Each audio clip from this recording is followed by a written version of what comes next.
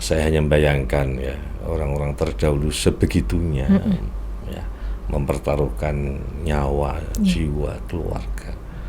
Saya simpulkan ada krisis idola itu dari para generasi muda ini, dan ini siapa yang bertanggung jawab? Tentu kita semua. Ya Lelwaton itu mohon maaf, itu bukan lagu bagi satu ormas tertentu. Taruh NU bukan.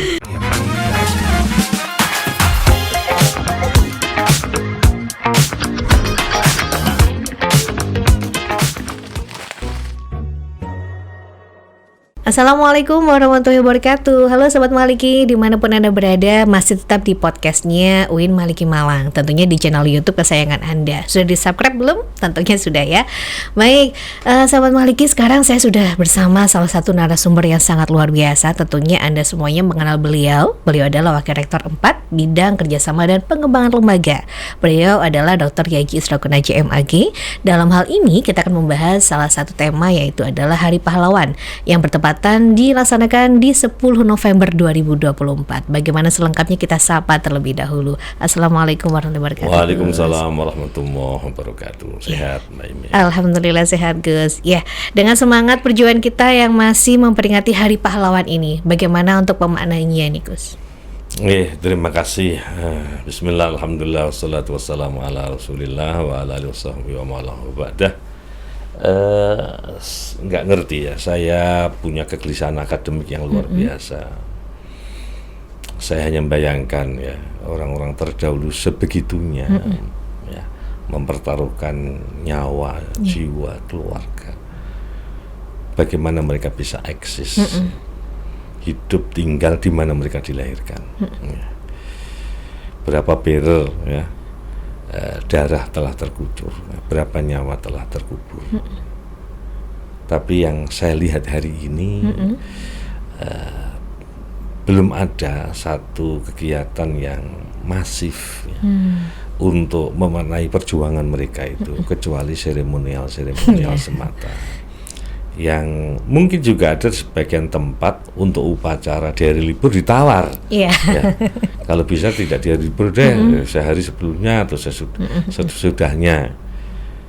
Apakah dulu mereka semua juga berpikir itu? Menawar juga. Menawar. Perang besok aja nggak usah sekarang. Saya yakin tidak ada. Jadi ini kita punya kegelisahan moral dan kegelisahan akademik ya sungguhnya. Tapi kita tidak boleh menyerah. Kita harus berupaya. Saya yakin ada di banyak tempat yang berusaha untuk memaknai ya hari-hari bersejarah di Indonesia ini pada khususnya itu lebih dari sekedar seremonial. Tetapi hanya mungkin kurang masif. Setidaknya menurut saya. Saya merasa penting ya untuk membincang ini Mbak Imi ya, karena hari ini negeri kita yang tanpa sekat ya. Jadi kita bisa mengakses apa saja dari dunia mana saja dalam saat yang sama ya. Sementara dalam tanda petik ya, mungkin kasar saya menyebut dulu generasi setelah kita acuh tak acuh dengan bagaimana negeri ini diraih kemerdekaannya oleh para leluhur kita. Artinya saya simpulkan ada krisis idola itu dari para generasi muda ini, dan ini siapa yang bertanggung jawab? Tentu kita semua. Jangankan tokoh-tokoh nasional ya, apalagi tokoh-tokoh lokal ya. Itu hampir mereka sama sekali tidak mengerti, kecuali hanya sebatas menjadi nama-nama jalan. Dan nama jalan pun ya saya tidak tahu kalau beliau para almarhumin ya, mereka yang sudah meninggalkan kita itu bangga atau tidak dengan nama beliau menjadi nama-nama jalan itu. Dan yang luar biasa itu kan ini nama tokoh yang kita harus mati, tapi sering sekali kemudian kita mereduksi ya, dengan mengucapkan nama beliau tanpa gelar yang pantas untuk kita sebut ya. Jadi taruhlah misalnya janjian dengan seseorang ya, kita ketemu di mana? Di di Suhat, Iya, betul. di Soekarno Hatta, Iya, ketemu di mana, di Ahmad Yani, ketemu di mana, Majen Panjaitan gitu. Iya. Majen masih mending itu kalau di Panjaitan aja gitu. Itu saya tidak tahu ya kalau beliau-beliau itu yang sudah berjuang berjasa untuk negeri ini harus dari sisi itu saya nggak tahu itu apakah sebuah kesalahan atau dalam bahasa Jawa itu kita sebut ruroboso. Ya. Apa tuh artinya, Gus? Ruroboso itu sesuatu yang sudah kadung ya. Ya kita anggap sebagai sebuah hal yang harus dipermaklumkan. Apalagi sudah tidak lagi sosok yang kita sebut tapi itu nama jalan ya. Yeah. Artinya begini Mbak Ime, kayaknya penting ya saya kira dari Gen Z ini dengan kecerdasan intelektualitasnya mengakses media yang luar biasa, memanfaatkan untuk mungkin dalam durasi-durasi pendek, apakah itu film-film animasi atau kemudian mencoba merekonstruksi siapa menjadi peran apa begitu ya. Yang intinya kemudian mengingat kembali bahwa mereka semua itu telah berjasa untuk kita. Betul. Itu hal yang kayaknya penting ya. Karena mohon maaf di dalam hadis sekalipun masih dipolemikkan antara kesahihan dan kedhaifannya, tetapi untuk memotivasi saya kira secara umum kita ikut pada para ulama bahwa hadis yang dhaif misalnya itu jika untuk memotivasi kebaikan tidak masalah karena tidak berkaitan dengan ketentuan hukum tertentu. Itu disebutkan uzkuru mahasina mautakum wa kufu an masawihim. Sebut kebaikan-kebaikan orang yang telah lalu ya, yang telah meninggal dan kubur dalam kejelekannya, karena tidak ada satupun kita yang tidak pernah berbuat jelek dalam tanda petik ya, yang menurut kita barangkali tidak ada yang jelek karena seperti peribahasa itu, jadi gajah di peluk mata tidak tampak tapi semut di seberang lautan tampak gitu. Itu kalau kita ya.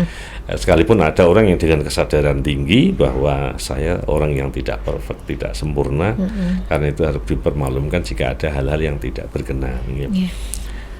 Itulah kemudian tradisi di pesantren. Ya. Mengapa ada haul? Iya. Tapi banyak yang nggak ngerti itu, Gus. Nggak ngerti. Haul itu lebih dari sekedar seremonial karena mesti akan ada pembacaan manaqib. Iya.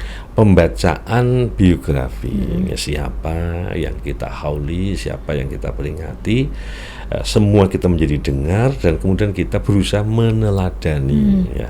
Seperti tagline atau tema Hari Pahlawan hari ini ya, artinya di tahun ini adalah teladani pahlawanmu, cintai negerimu. Jadi untuk kita sampai punya kebanggaan negeri yang luar biasa, gemah ripah loh jinawi, sambung menyambung menjadi satu, itulah Indonesia. Itu bukan tanpa perjuangan yang luar biasa. Saya sering termenung tertegun ketika ada satu aktivitas tertentu di luar pulau, membayangkan mereka semua kemudian punya komitmen yang sama menjadi sebuah negara merdeka. Itu sulit loh waktu itu ya. Bagaimana memobilisasi Yong Java, tokoh-tokoh muda waktu itu di banyak daerah untuk bersatu dan sepakat gitu. Padahal untuk menjadi, mohon maaf, negeri terpisah, Indonesia itu paling potensial. Beda suku, beda agama, beda ras, tapi ternyata mereka tidak sepakat untuk menjadi sebuah negara. Waktu itu komunikasinya pakai apa ya? Belum ada telepon ya. Saya kira sangat terbatas dimiliki oleh hanya di beberapa kota-kota besar, dan itu pun yang aksesnya dekat dengan penjajah. Saya kira mereka yang jauh saya kira tidak akan pernah dapat akses. Itu yang saya kira perlu kita renungkan. Kalau tidak karena kekuatan Allah ya, kemudian ada sambung rasa, sambung hati di antara para tokoh itu, saya nggak mungkin. Jadi terkait dengan Hari Pahlawan yang kita peringati tahun ini, sesungguhnya tidak sekedar nama yang hilang, komunitas pun hilang. Ya. Jadi ada komunitas Sabilillah, ada komunitas Laskar ya Sabilillah, Laskar Hizbullah, itu menjadi tidak dikenal. Di dalam buku sejarah di beberapa juga tidak ditemukan itu, padahal kontribusinya luar biasa. Jadi 10 November ini erat kaitannya dengan 22 Oktober yang kita peringati menjadi Hari Santri, sekalipun tidak lebih mendahului diperingati ya.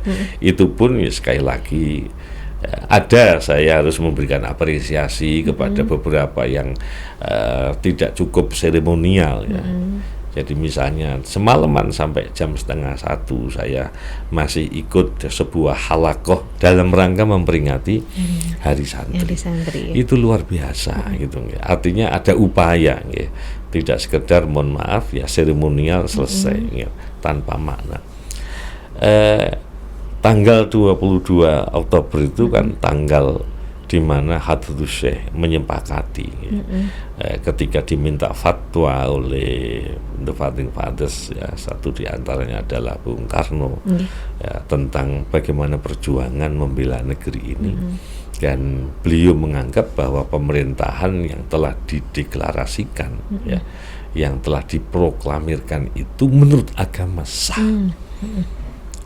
Menurut agama sah, maka memberikan pembelaan terhadap negeri yang sah menurut agama menjadi wajib baginya. Karena itu seperti mohon maaf itu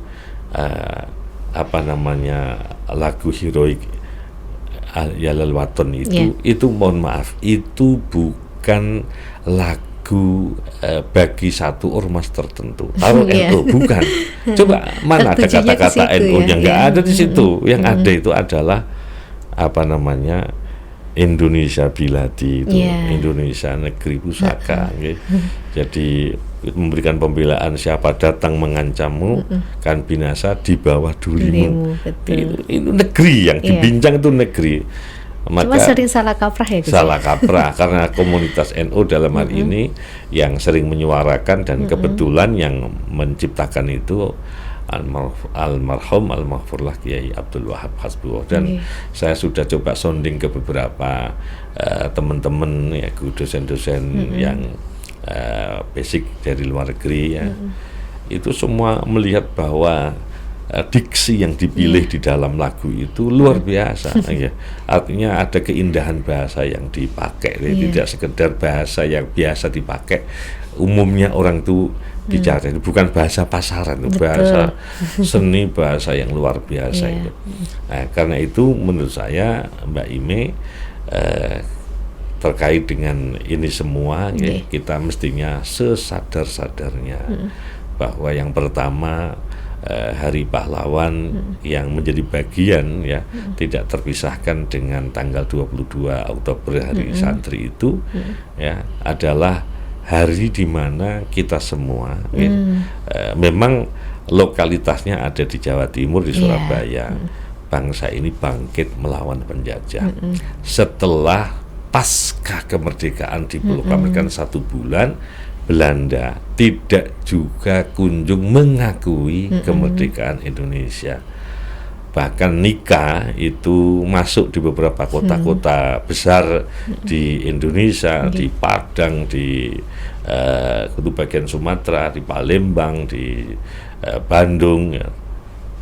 Mereka mencoba menguasai untuk mengambil alih kembali dan menegasi kemerdekaan yang sudah terproklamirkan itu. Nah, di Surabaya dengan resolusi jihad yang digemakan oleh Hadratus Syekh itu yang kemudian memicu semangat heroik anak-anak muda di Surabaya, dan ada tokoh yang luar biasa kita kenal ya, Bung Tomo, Bung Sutomo yang luar biasa dengan pekik takbirnya itu sehingga menggema semua kaum muda di seantero Nusantara bergerak bersama untuk mempertahankan negeri yang dicintai ini. Itu yang penting. Jadi hampir saja kemerdekaan itu hilang, tapi kemudian dengan semangat itu diraih kembali. Itu catatan kita ya. Bagaimana celetuk dengan ini Gus? Katanya kan ada yang bilang salah satu generasi kita nih, pahlawan adalah yang dimakamkan di makam pahlawan. Bukan, Itu ada yang kayak gitu bukan. tuh. Ya. Pahlawan itu menurut sumber yang pernah saya temui itu asalnya adalah pahlawan. Oh. Layaknya Oke. hartawan orang yang punya harta, Oke. wartawan orang yang punya warta, Iya. ya, maka pahlawan itu orang yang terpahalakan karena giat juangnya itu. Oh. Maka Iya, kita iya. memberikan apresiasi mereka itu orang-orang yang karena mereka itu mati syahid. Iya. Syahid itu sohibul jannah, menjadi pemilik surga, maka orang terpahalakan dengan surga. Nah, kita kemudian nggak ngerti ceritanya gimana dari kata pahlawan menjadi pahlawan gitu ya. Malah sesungguhnya ngenes kalau di makam pahlawan itu karena jarang yang menziarahi. Cuma dilewati Iya, dilewati. Iya. Kalau di makam seperti coba kiai-kiai itu. Dan itu yang menarik, Mbak. Jadi sekali lagi kata pahlawan itu dari pahlawan. Ya, karena itu saya setuju dengan almarhum Gus Dur yang tidak sepakat menyebut santriwan santriwati. Iya. Santriwan itu kiainya. Iya. Ya. Jadi santri orang yang punya santri itu santriwan gitu loh. Santriwan, iya. Ya, kalau punya itu santriwati gitu. Iya, Wartawati berarti perempuan yang punya warta iya. gitu. Bukan santrinya. Dan nyebut santriwan santriwati itu kalau ya di pesantren agak tabu gitu loh. Karena istilah wati itu kotor, tabu, nggak boleh kita sebut. Jadi ya mestinya santri putra, santri putri. Kalau itu nunjuk orang yang sedang dalam kegiatan belajar mengajar. Jadi Mbak Ime dan semua sahabat Maliki yang kami banggakan. Ya. Jadi saya menemukan tulisan yang luar biasa, narasi apa yang sesungguhnya bisa kita petik dari Hari Pahlawan itu. Ada beberapa hal ya, yang luar biasa. Yang pertama itu terkait dengan kesabaran dari para pahlawan. Sabar itu yang bisa kita maknai bukan sesuatu yang pasif, tapi sikap konsisten itu sabar. Orang Istiqomah, itu kan, Gus. Istiqomah bukan beda. Beda. Jadi beda. konsisten itu ya ada makna kemiripan irisan kata istiqomah itu ada. Tapi sabar itu kan sering orang itu misalnya ya itu bagian kecil dari sabar. Jadi kalau misalnya ada orang kena musibah yang sabar ya, yang sabar itu mengembalikan bahwa apa yang terjadi sesungguhnya kehendak Allah SWT, sehingga orang diajak untuk berpulang. Karena itu bahasa yang bisa kita pakai itu istirja, innalillah, kita ini milik Allah, wa inna ilaihi raji'un, kepada Allah juga kita kembali. Artinya itu mengembalikan semua apa yang terjadi bukan semata-mata sepengetahuan Allah, atas kehendak Allah. Ya gitu loh. Bukan kalau sepengetahuan mungkin kehendak orang lain itu. Jadi tidak ada yang terjadi kecuali kehendak Allah. Jadi sabar yang dimaksud itu adalah konsistensi. Para pahlawan itu luar biasa memiliki konsistensi, konsisten menuntut ilmu, ya, konsisten menghadapi perbedaan. Jadi perbedaan sebagai sebuah hal yang niscaya. Coba sampean lihat itu, ya. Hampir tidak ada. Tadi saya sampaikan ketika nikah ini sudah masuk ke beberapa kota-kota besar di Nusantara waktu itu pasca kemerdekaan, tetapi ketika ada pekik heroik ya dari Surabaya, mereka semua kemudian bangkit. Ya. Mereka itu semua siapa? Mereka yang tidak punya pengalaman ya, pengalaman mungkin spiritual, pengalaman keberagaman, tapi mereka punya kesamaan pengalaman terjajah dan punya keinginan untuk merdeka. Maka melepas semua basic perbedaan yang ada dalam dirinya. Karena mereka paham beda itu niscaya. Dan berbeda itu menjadi ayah, menjadi tanda dari tanda-tanda kebesaran Allah Subhanahu wa Ta'ala. Maka harus bagaimana? Ya sudah menerima perbedaan itu. Jadi kita tidak boleh menafikan perbedaan itu. Nah, itu konsisten. Ya, karena itu udah fating. Misalnya begini. Ketika Piagam Jakarta ya pernah disoal karena ada kata-kata menurut sebagian agama lain itu merugikan karena tidak terakomodir, jadi seperti dikuasai oleh komunitas Muslim waktu itu.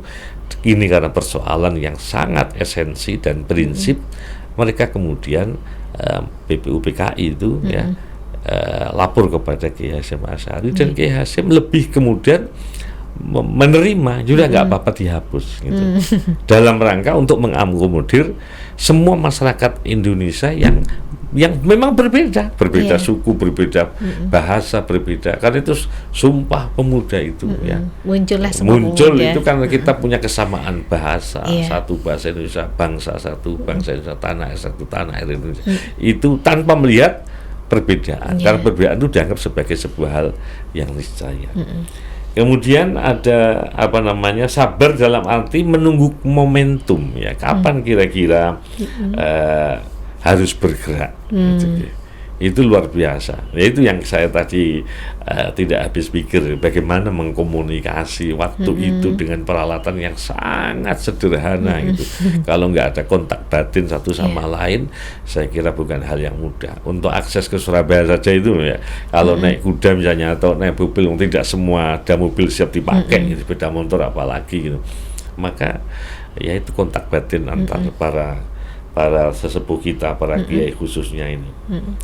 Yang kedua, ini ada pengalaman menarik, adalah kepentingan bersama yang harus kemudian jadi catatan kita. Momentum Hari Pahlawan tahun ini adalah bagaimana kita mengedepankan kepentingan bangsa, kepentingan negara, kepentingan bersama. Bukan kepentingan individual, bukan kepentingan kelompok. Kan bisa saja misalnya pakai takbir heroiknya Bung Tomo itu tidak direspon. Kamu yang di Jawa silakan, kita udah capek itu, ya. Ngadepi Belanda, ngadepi Portugis, ngadepi Inggris, udah silakan. Enggak, ya. Dan yang menarik lagi itu, Mbak, itu bahwa para pejuang kemerdekaan itu telah membuktikan, ya, bahwa kepentingan bersama di atas kepentingan pribadi maupun kelompok. Iya, itu undang-undang itu. Yang lebih dari itu. Pasca kemerdekaan, para kiai khususnya, ya, setelah memobilisasi massa, para santri umat Islam untuk kemudian ikut bertempur, setelah selesai mereka pulang, menyatakan bahwa kemerdekaan telah direbut kembali. Maka mereka bersyukur kepada Allah, bersyukur karena mereka akan menikmati kejenakan dalam menempuh hidup dan kehidupan. Jenak, Mbak. Jenak itu nyaman, Mbak. Kita bayangkan saudara kita yang ada di Palestina hari ini, tidak jenak menjalani hidup dan kehidupan karena situasi politiknya. Ya, di Sudan ini kita semua tuh nggak habis pikir gitu, ya. Tapi orang-orang di Indonesia itu luar biasa. Setelah selesai tidak berebut jabatan. Ini yang harus distabilo, Mbak. Di kontrol B. Di bold. Jadi setelah selesai, bahkan mohon maaf, dari sekian orang yang berjasa yang kemudian dinobatkan sebagai pahlawan nasional itu berapa orang? Hitungan jari. Hitungan jari. Kalau ada sekedar untuk ngasih nama jalan ya, itu berlebih, masih banyak yang belum terungkap gitu loh. Nama tokoh-tokoh nasional, lokal apalagi di masing-masing tempat selalu ada. Tapi beliau tidak hiraukan. Malah kadang-kadang itu ada kekhawatiran sebagian mereka itu untuk dikenang itu. Kalau saya dikenang hari ini di dunia, jangan-jangan tidak dikenang oleh Allah di akhirat. Masya Allah, sanggup kita begitu, rata-rata kita ini setelah kemudian berbuat, menanyakan hasil. Apalagi kita kadang-kadang punya tagline gitu nggih. Jadi usaha tidak akan pernah mengkhianati hasil. Wah, gitu kan. Jadi masa saya sudah susah saya nggak dapat apa-apa gitu kan ya. Jarang loh.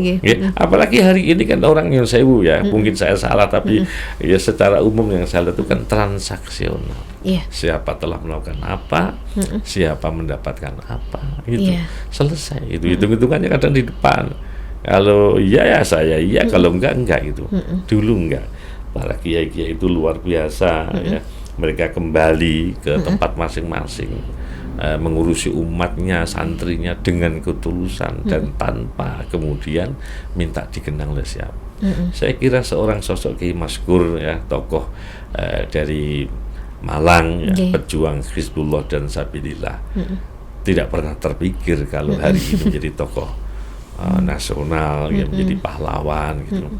Itu yang karenanya ada sebagian kita yang usul agar di satu jalan di ruas di mana Sabila ada itu diganti sajalah dengan jalan Kiai Haji Maskur gitu. Tapi ada yang nggak tega. Nanti gitu kita ketemu di Maskur ya. Jadi ya, iya kan biasa. Itu kan nama pahlawan, Mbak. Jadi Suprapto, kemudian Ahmad Yani, itu kan pahlawan. Kok mendadak sini Borobudur itu kan lucu gitu loh ya.